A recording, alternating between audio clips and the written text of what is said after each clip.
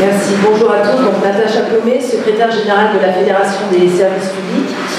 Je souhaitais également remercier les camarades de la centrale de Gardanne pour leur invitation à cette conférence de presse, car effectivement, comme tu l'as très bien dit dans ton introduction, une fermeture d'industrie, fermeture d'entreprise, ça a toujours un impact sur le bassin de vie et sur les services publics. Lorsque les salariés se battent pour la pérennisation et le développement de l'emploi et des capacités de production de leur entreprise, cela est toujours positif et la CGT sera toujours à leur côté. L'annonce brutale par le gouvernement de la fermeture de la centrale à charbon Gardanne sans aucune alternative crédible est totalement irresponsable et aurait des conséquences dramatiques non seulement pour le bassin d'emploi mais pour le bassin de vie à Gardanne. Donc, comme nous l'avons dit à la CGT, nous lions les services publics et l'industrie. Le slogan « Pas d'industrie sans service public et pas de service public sans industrie » est totalement illustré ici aujourd'hui sur l'exemple qui nous concerne.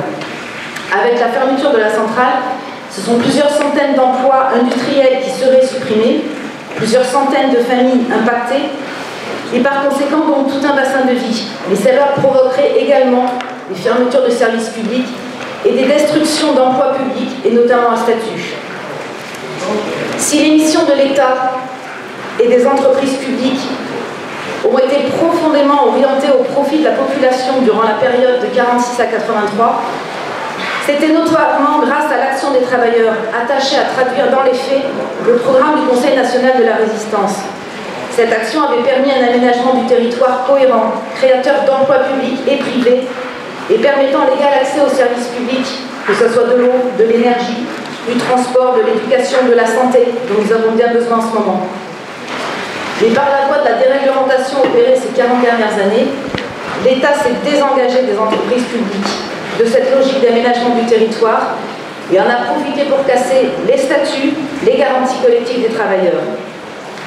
Les conséquences sont désastreuses aujourd'hui pour les salariés et les citoyennes et les citoyens.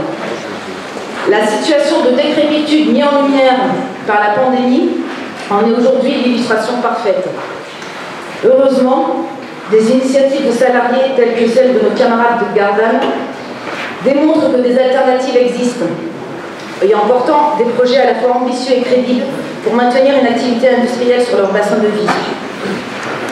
Dans le cas qui nous réunit aujourd'hui, les salariés de la centrale de Gardanne présentent un projet qui permet à la fois de préserver et développer l'emploi, mais également un projet de développement industriel et énergétique au service de toutes et tous. Et tout ça, c'est bénéfique pour les services publics qui répondent aux besoins de toute la population.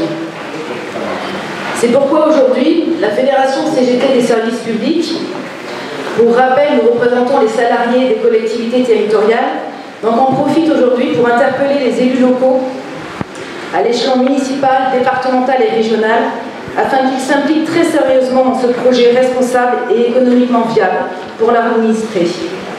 À l'approche d'échéances électorales, ce projet est à prendre pour nous avec tout le sérieux mis en œuvre par les salariés pour le développer.